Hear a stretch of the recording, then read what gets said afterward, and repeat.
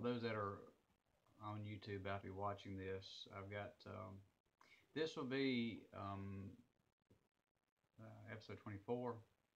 I'm about to start recording the actual, the actual podcast with the good sound. This is, sorry YouTube, but you're getting phone sound. All right, and we'll be covering the Second Thessalonians chapter 2, verse 3, the son of perdition. Who's the son of perdition? Why? I had all them questions in episode 23, and I'll be trying to cover. Um, I'm gonna try to cover it as professionally as I can. Still not fully prepared. I mean, I wish there were several things I could do, but it seems the further I go into it, the worse it gets. And so I'm going to get what I have so far, and we'll go from there. So let me get my stuff set up here, and hopefully we'll have some people show up. I think I got enough battery. Yeah. All right. We got. All right. So there's my Bible app. All right, and then there's that. I don't necessarily need that. That's right here. Okay, and who is that? Reverend Professor Dr. Francis Nigel Lee. All right. All right, we'll go through these right here and try to show. Okay. Let me go ahead and get my audition opened up. I've also been recording radio spots for 105.1 WPFL. This is your daily Bible study. So anyway, basically it's a recap of my lesson Sunday. For all those who didn't make it to church, you can hear on the radio. All right, let's see. Hit the file, hit new audio file. What kind of edition? This is going to be HB.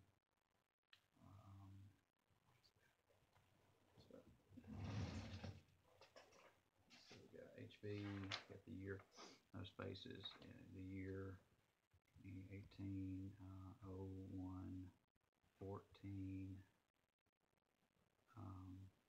capital EP 0024. Okay. And make sure you got good levels. Check, check, check, check, check, check. Yep. Levels are good. All right. And for those who've been watching the live stream, know that all the little sound effects and stuff are added in post. And so you're not going to hear, as much as I've tried to get it to where you can hear that, I can't figure it out.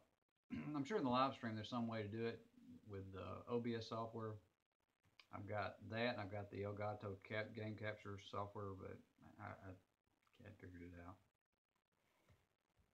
All right, so let's get this party started.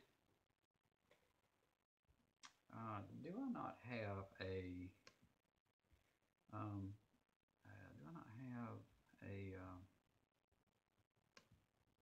my raw material? That is my DJ Scratch thing. Legal disclaimer. Vote for Pedro. AOP Ox. Let me see what I have here. Eat my flesh. Show notes for publishing. And open this up in DocX.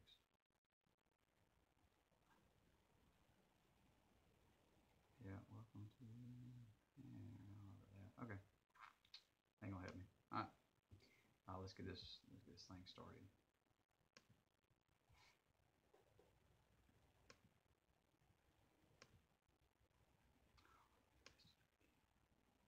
Messed it up again. Let's see. Reset Zoom. Hit there, right there. All right, and hit record.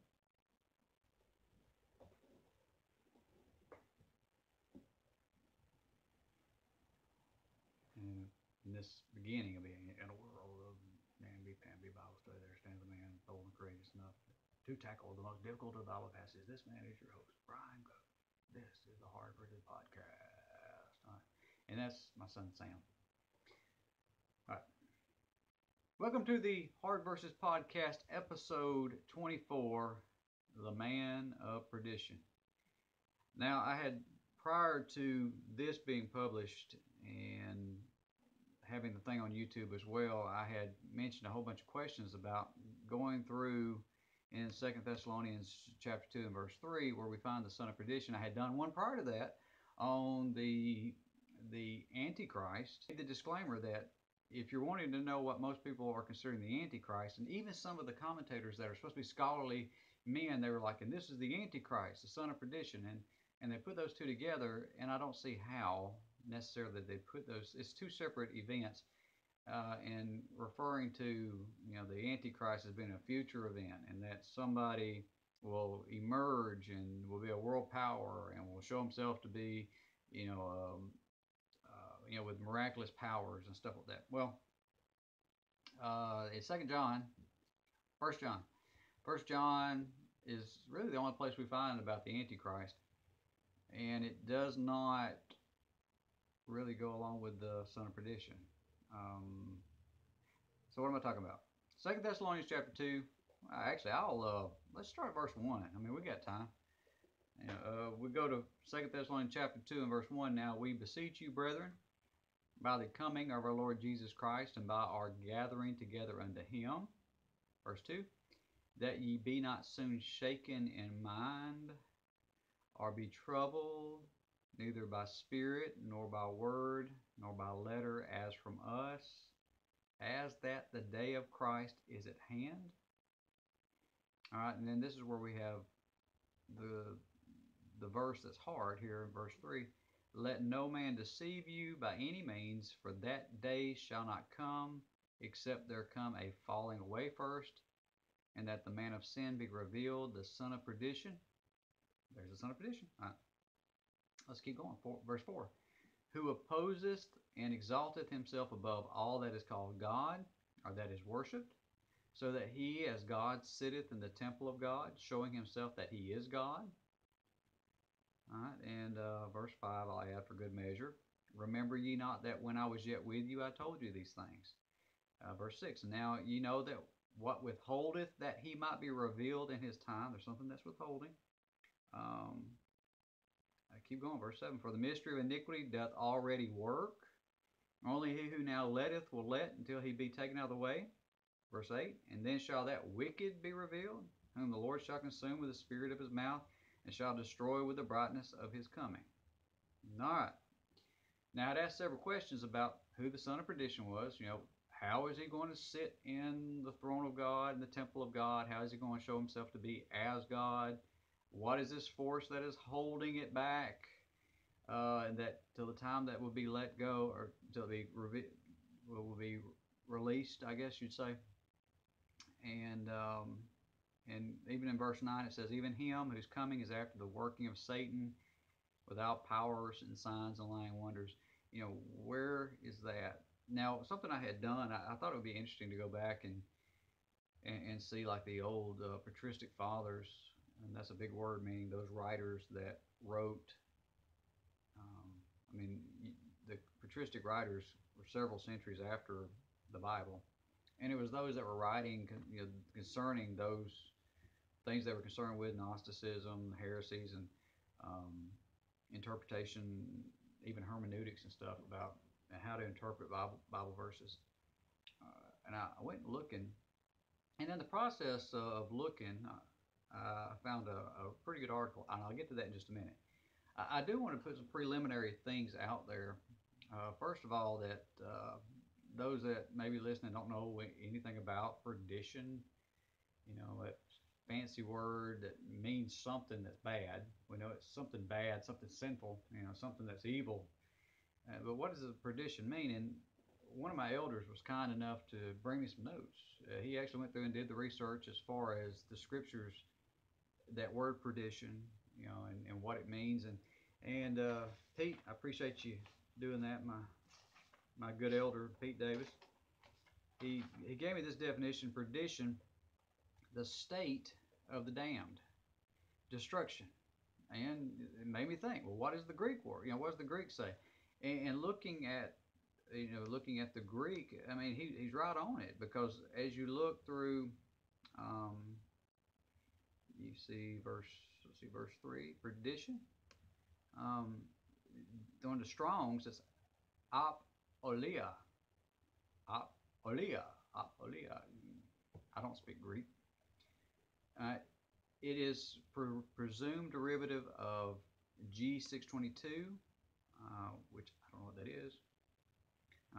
But okay, so they're saying it's a derivative of some other word. All right, but it says ruin or loss, physical, spiritual, or eternal. That would go along with what Pete was saying here. Damnable or damnation, destruction, die, perdition, perish, pernicious ways, waste. Okay, so it has to do with something that is being destroyed. And Pete also gave me the example of the other place where the son of perdition is used, and that is talking about Judas. Now, Judas in John 17 and verse 12, we'll go ahead and turn over there. And this is just kind of some preliminary things, which I think is very valuable to have so that we understand, kind of have a grasp of what a son of perdition is. Going into 17 and verse 12. And this is where Jesus is, let me take it out, KJV plus. It's hard to read that way.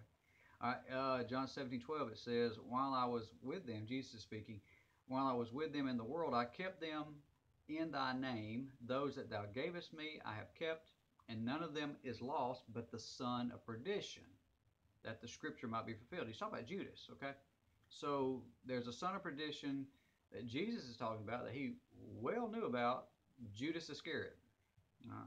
The other thing, just to give you some preliminaries, is going in Philippians chapter 1. Again, I'm borrowing Pete Davis's notes here, but I think it's very valuable to go through and get a pretty good biblical understanding of this before we try to dig into the history of it.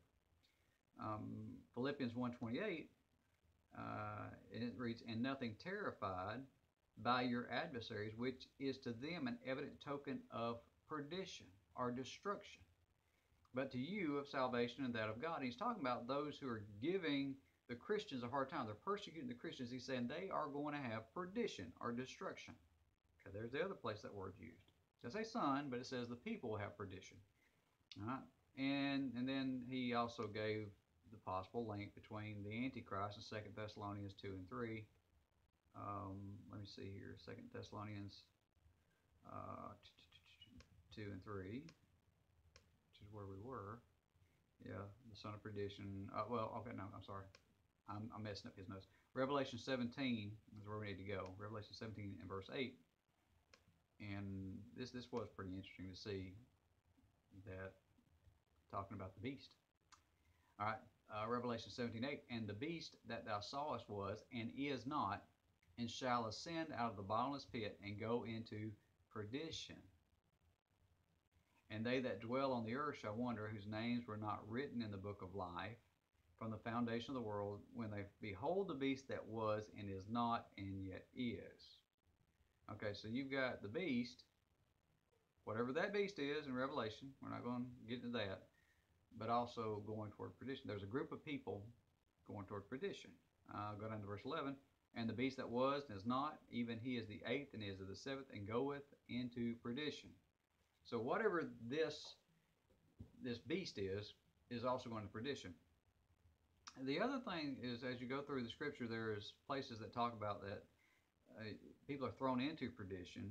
1 Timothy 6:9, it states that it will drown men in perdition. You've got Hebrews 10:39, who draw back unto perdition. You know, that whole issue with those people trying to leave the church to go back to Judaism. And now all of a sudden you're drawing back to that old way, but you're going back to destruction, perdition. All right, and then you go into 2 Peter 3:7, it says judgment and perdition of the godly. So judgment and destruction of the ungodly. And then of course, we see that about the beast going into perdition. All right, now Pete made this connection, and if we don't get anything else out of this, I mean, I know we're talking about hard verses and we're trying to get down to the root and the history of it, but when you look at it and you think, what is the use of us studying this right here if we don't get this in 1 John, then it's not going to make much sense For instance, for instance, let me just go to First John, talking about that we're either in two categories.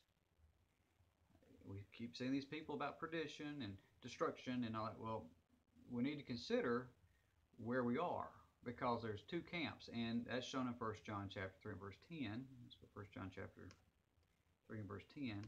And for those that just want to know about the son of perdition, you're going to skip about 10 minutes, okay? And then you'll probably skip back about 5 minutes and then go back forward to get to the son of perdition. I do apologize, but just settle down and just go for the ride. Just soak this in, because I'm also giving you my method by which I'm studying this. 1 John chapter 3 and verse 10, and it states, "In this the children of God are manifest, and the children of the devil. Whosoever doeth not righteousness is not of God, neither he that loveth not his brother." So you got two camps. You're either doing God's will or you're in the devil's camp.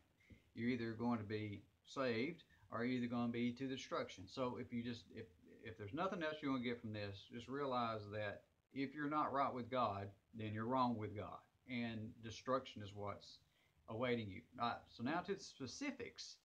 The actual specifics, I'm actually stealing from an individual.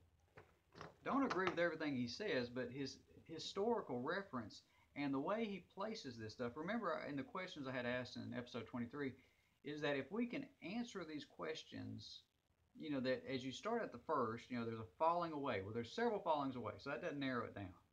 But if there's a falling away that also has someone who is sitting in the temple and someone who is acting as God, you got a few instances of that. Okay, well, that may narrow it down a little bit more. And then you have also that something that is effectively keeping that influence at bay until it be released. And so if we can find some influence during that time of the apostasy of something, that there are those who are sitting in the temple and those who are elevating themselves to God's status, and there is forces that are keeping it at bay that are then released, then it narrows it down even more. This individual actually narrows it down, and that's the reason why I want to share it with you. And it is a little bit lengthy, but I do think it's worth your time. Let me give credit where credit's due. It's by, and this is his title, Reverend Professor Dr. Francis Nigel Lee. Okay, he's professor of systematic theology and Caldwell Morrow lecturer in church history from Queensland Presbyterian Theological College, Brisbane, Australia. Let me give you what Lee states. Again, don't necessarily agree with all that he says, but that's okay. I mean, we don't have to agree on everything. When we get into about the 6th page of his thing, he does a pretty good job of also covering and breaking down, like I did. I'm not saying I did a good job, but he does a good job of breaking down the questions, okay, in each step. All right. When you look at this ideal of apostasy, he makes the point that the apostasy does not have to be Christians falling away from the faith. It doesn't say Christians falling away from the faith. It just says the great apostasy. We just assume so often that it is the falling away of Christians into whatever, that, going back to Judaism or, but could it be that it was those concerning the Jews? Let me see. It says initially, this is about midway through the page 6. Initially, it could very possibly be the then falling away of the circumcised through Christ rejecting Jews from Christ Jesus as the one and only promised, quote, minister of the circumcision for the truth of God in order to confirm the promises made to the fathers, end quote. He is quoting Whitby, Ventriga, Westcott and Hort, Warfield, and Butner. Don't know who that is. I do know Westcott and Hort. That's about it. Okay, initially it could be very possibly be then falling away of the circumcised through Christ rejecting Jews from Jesus Christ. Which, in that sense, it would be Christians, but it would be Jews falling back, Jews that had become Christians falling back into Judaism. All right. And that would make sense because there was still a temple. There was still that, when you think about it, put it in terms of what happened to the temple. The temple was still there until 70 AD. Okay, you had Pentecost in 33 AD. You had the first Gentile converts about 10 years later. And you have this writing of Second Thessalonians in AD 51 or 80, I don't know, 80 50 something. And so we're talking about several years before the destruction of Jerusalem and several years after the establishment of the church. And here we have the falling away from Jewish Christians back to Judaism. All right. Let's see. That would certainly agree with the known facts of the first century Judaistic apostasy. Okay, now this is, all right, from the true religion of the Older Testament. And would also agree with the known fact of the first century apostate Judaism's vicious persecution of Christianity as the one and only orthodox continuation of the true religion of the Older Testament. For Paul warned the Thessalonian Christians that it would apparently be sometime after the falling away of the Judaists from the true religion of the Older Testament, yet long before the visible and final return of Christ as the last judgment, that the man of sin or man of lawlessness would be unveiled. All right, that is kind of confusing to me. But when you consider that dynamic, there's Jews, there is Christians. There was also Jews that had converted to Christianity that were wanting to go back to Judaism. That's the whole Hebrew letter is about. Don't go back to that. You got a better way. All right. Paul gave an urgent warning to the Thessalonian Christians, said, quote, "We beseech you, brethren, by the presence or coming of our Lord Jesus Christ, and by our gathering together unto him, that you don't soon be shaken in mind or be troubled, either by spirit or by word or by letter from us, as if the day of Christ is present, or even nearby or close at hand." So don't let that shake you. He's talking to that church there in Thessalonica. Don't be shaken. Even if you get some word of a supposed apostle saying Jesus is coming now, don't be shaken. He said, because there's some things that's got to occur. And he says, "Let nobody by any means deceive you, for it shall in no way come except first the falling away and the man of sin or lawlessness be unveiled." Okay, so such is, quote, the son of perdition, who keeps on opposing and keeps on exalting himself against all that is called God or is worship, so that he is like a god, keeps on going into the temple of God to be seated or enthroned there. And you think about it, the Jews kept going in there. They kept worshiping. Jesus nailed those things to the cross, that all of a sudden now God is not in the temple. God is no longer in the temple. God is in those believers. We're the temple. All right? He says, and so they're claiming to be divine. For while claiming to reign in the place of God is to represent God. And so they were continuing, the priests were continuing to give the offering, even though God had said, God, even by prophecy, said, no, there's going to be a new covenant. There's going to be a new name. There's going to be, that a new kingdom. A kingdom is going to come. All these things are being presented. And when it came, instead of going along with the kingdom, they were like, no, we'll go back to the old. All right, so keep that in mind. All right, see, and notice this. For the mystery of lawlessness, of the man of sin or lawlessness, already keeps on working. Now that is a clue about the time frame of this man of lawlessness. It was already at work when Paul was writing this in the 50s, AD 50 something. It was already at work. All right. So if we can find something that was already at work in the 50s, that's going to be contemporary to them, then it will make our case for what it is. All right. Let's see. And okay, then about the holding back, it says, he who now, again the timing, keeps on holding back the unveiling of the man of sin or lawlessness, will keep on holding back until he, in brackets, who keeps on holding him back, into brackets, be out of the way. And then shall the lawless one be unveiled, whom the Lord shall consume with the spirit of his mouth, and shall destroy the manifestation of his presence. him whose presence is according to the working of Satan with all power and signs and lying wonders and with all deceivableness of unrighteousness in them who perish, because they did not receive the love of the truth so that they might be saved. All right, so he's bringing that verse up. The time frame is it's occurring then in the 50s. All right, so it said, now this man of sin or man of lawlessness would be unveiled sometime after Paul wrote this second epistle to the Thessalonian Christians, and Lee is putting this date at AD 51. Okay, all right, it says, but what power would falsely claim to be divine or to represent God, yet itself be destroyed by the Spirit of the Lord's mouth and with the manifestation of His presence? That's my question I'm asking. Okay, what power would falsely do that? Okay. He says there's 4 stages in which you can answer this question, and I'm not going to go over all of them, but let me just give you the highlights of it. And I'm not going to give you much else except, I mean, this is the golden nugget that I found, meaning that other things I found that didn't really click. They didn't make sense to me. They didn't line up with everything. But this golden nugget did. This is a juicy nugget. All right, the question is answered. We answer this question 4 stages, showing the following. First, this man of sin was already embryonically present when Paul wrote to the Thessalonians in 51 AD. I already said that. He was already at work.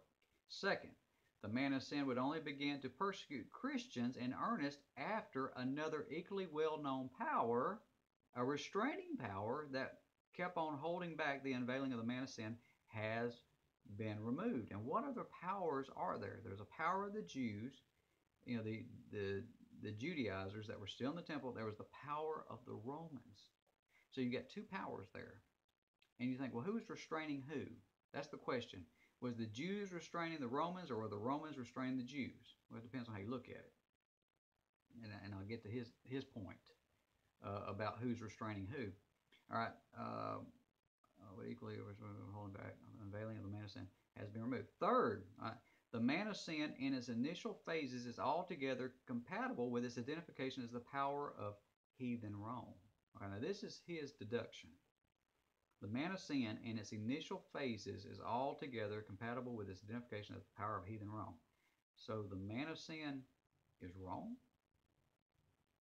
Okay, so how's the Jews holding back Rome? And he's going to explain that in a second, his theory. And then fourth, heathen Rome was only the start, but not at all the end of the development of the man of sin.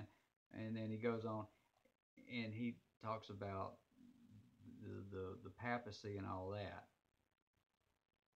He takes a little further than I would like. And do I agree with the papacy? No, I don't. Don't think that's in the Bible. Don't think that's what the Scripture teaches. I think that's a man-made thing. Okay, so as we look, so let's go through it, just a few things. I'm not going to give you all of it. First, the man of sin or lawlessness was already embryonic. It was already in development, okay, while Paul was writing 51. All right, he wrote the secret, wrote Paul, even then the secret of the evil alias, quote, the mystery of lawlessness already keeps on working. The verbiage is present tense for that time. It keeps on working. All right. Paul had already told the Thessalonians about these things when he was previously with them. Okay, so he had already discussed it. He was previously with them, and according to Lee, AD 49, while the church was being established there amid persecution. All right, so this helps identify the man of sin or lawlessness, at least in his first phases, as the antinomian human head of the pagan Roman Empire. He's calling the man of sin the Roman Empire. All right, that spread during the 1st century AD. All right, now it was indeed been the unbelieving apostates of the falling away Thessalonian Judaists who had initially stirred up the thug element among the unbelieving Thessalonian Gentiles. Now it talks about Jason. When you look at Jason, he had that's actually in Acts 17. Yet the Judaistic indictment against the Thessalonian Christians had nevertheless been that all Christians had turned the Roman world upside down. And that was one of the accusations, is that they go into a city and the Romans had to deal with all this backlash of all these things that were absolutely, you know, if you're a leader, you don't want this stuff stirring up mess in your city. All right. Paul never failed openly to denounce the unbelieving Judaists, the Jews, as the chief opponents of the Christian religion at that time. He could do so because the Judaists had no direct political power, especially outside of Judea. But Paul did hesitate openly to identify the heathen Roman Empire as the then soon future great opponent of Christianity, all right, which it would be. It says, for that would then have invited direct and widespread persecution of Christians everywhere. Second, this already present man of sin would only begin to persecute the Thessalonian Christians in earnest after another equally well-known power has been removed. All right, the factor of, quote, fallen away, end quote, of apostate Judaism. It was apostate Judaism which held back the full unveiling of the man of sin in this first phase. Okay, let me just stop. There is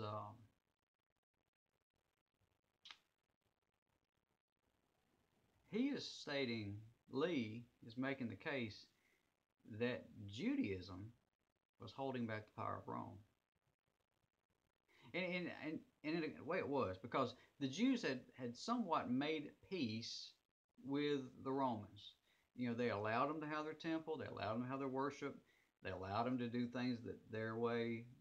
When you see Jesus, who was actually going through and doing his ministry, the Jews want to kill him, but they have to go through the Roman system because they're in charge. But the Romans recognized the Jews and who they were, and as long as they stayed in check, then you can continue to do what you want to do.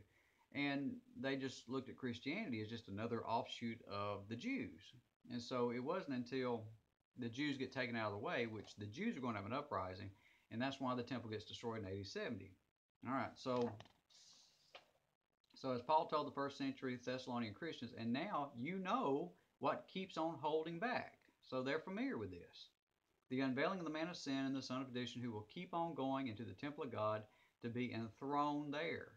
He will be seated there while claiming to be divine, and indeed there will be, quote, be unveiled at this time. Okay. Quote, for the mystery of lawlessness, or the man of sin, already keeps on working. Only he who knows keeps on holding back. The full unveiling of the man of sin will keep on holding back until he, in brackets, who keeps on holding him back, in bracket, be out of the midst, initially also of the Jerusalem temple. And then shall the lawless one be unveiled. Okay, so this is his words. It is submitted then that in the first instance, the real restraining or withholding factor holding back early Roman persecutions of the Christians was the state-protected status which Judaism then enjoyed throughout the Roman Empire until AD 66 through 70. And that's the destruction of Jerusalem. After a 3.5-year-long siege by the pagan Romans. All right, so there was an uprising. The Jews uprising. They were like, we're not going to do it anymore. We're not under your rule anymore. And that's when Rome came in and put it on them. All right, that commenced just 16 years after Paul was writing his second epistle to the Thessalonians. As long as Judaism was tolerated by the Romans, Christianity appeared to the Roman authorities to be little more than a new sect of Judaism itself. Okay, so I covered that. All right. So Christianity was somewhat tolerated prior to that. But after that, it's going to be unleashed. The Roman Empire will be unleashed. And so I had read some other commentaries that had actually equated the Romans as that man of perdition, or the son of perdition. Which makes sense. All right. So I think I've read you quite a bit, and you're thinking, I'm really confused. And I'm not 100% convinced either way. I'm going to put a stake in it because he goes on into some things that I don't want to go any further into.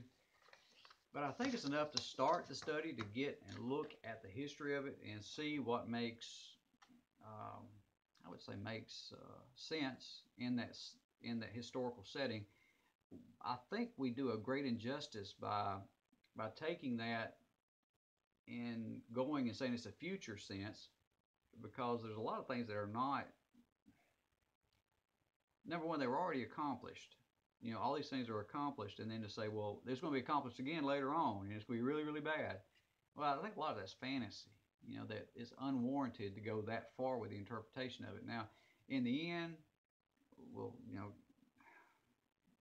will it be that God said, well, I can, I wanted to do it again? Well, yes, God can do what He wants to do, but I mean, He's given us what's happening. He gives us the time frame. He uses them present tense verbs, and He gives the warning to those Christians then, and so it makes sense that it would be the Romans and the Judaizers that were um, causing the issues. So, man of sin, man of perdition. Let me wrap it up to say it's pointing to the Romans, and it has something to do with the Jews that were still practicing in the temple. You say, well, this is still not concretely everything lining up. I know. It's hard to just say, well, this is exactly the Jews, this is the Romans, and this is, and you're saying, but you haven't gave me a man, and you haven't given me a singular. I know. And let me just throw it out there that if you can find a man or a thing that fits all these things, let me know. I will put it, I'll do an addendum to this and add it to it. But that's why this is a hard verse, is because you have to have a historical perspective and know various places in the Bible to get to it. And so often people just read it and like, oh, that's the end times. Uh, I think that's a cop out. I think that's a cop out because it's in the future, and if it actually does happen, then nobody will know about it because we're gone. Okay, that's it. That's all I got. I want to ask that you subscribe. Go. My WordPress site is not working as far as things being posted on it. I'm going to be doing a new website and revamping it because it's nasty. It's got everything in the world. I just threw everything I wanted on it, and it's hard to navigate. It's slow. It doesn't have any kind of nice, pretty colors or fonts or anything like that. So it's in my plans to redo the website. But you can go and go to Hard Versus Libsyn.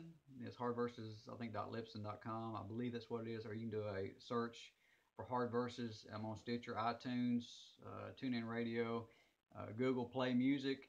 Just do a search for Hard Versus. You'll see my face and my parrot cup. And that's me. And subscribe to get all the newest content. Also, comments. I'm on YouTube. I listen to and you put some comments in, I will respond. Just ask that you be Christian in your demeanor. That we are loving and kind and meek and all those things of good Christians as best as we can. But anyway, let me know what you think. Just stay in touch. Find me on Facebook. I'm also on Facebook. And my website, preacherbrian.com. Avail yourself to all these resources. Got two new Bible studies that will be ready shortly that are already in the planning stages. I've got up to 8 chapters in Proverbs and up to chapter 13 in Acts. The Bible Genius Bible Study, which if you're saying I really don't understand the Bible, get in there. I give no commentary. I give zero commentary in it. They're all questions. You look them up yourself and you come to your own conclusions. But you learn the material. I make you think about it, make you look, make you read, even give you some sources about which to go and look it up. They're suggested. And so, but the Bible Genius Bible Study, go to Preacher Brian and look at it. Again, I don't have much of it posted, but it's free. Download it, print it out. If you want the answers, holler at me. I might give you the answers. I don't know. Because it's a lot of other people's work, so I'm kind of leery. But if you get stuck on a problem, let me know. But anyway, we'll see y'all hopefully next week and with the next hard verse. And we will talk to you soon.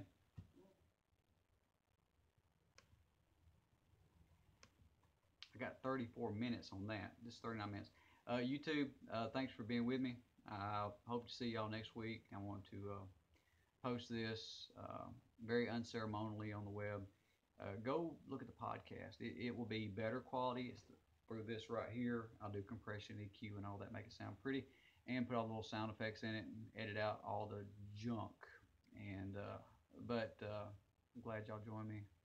Hopefully we'll see y'all next Sunday night or Monday. If not, then I'll catch you the week after that.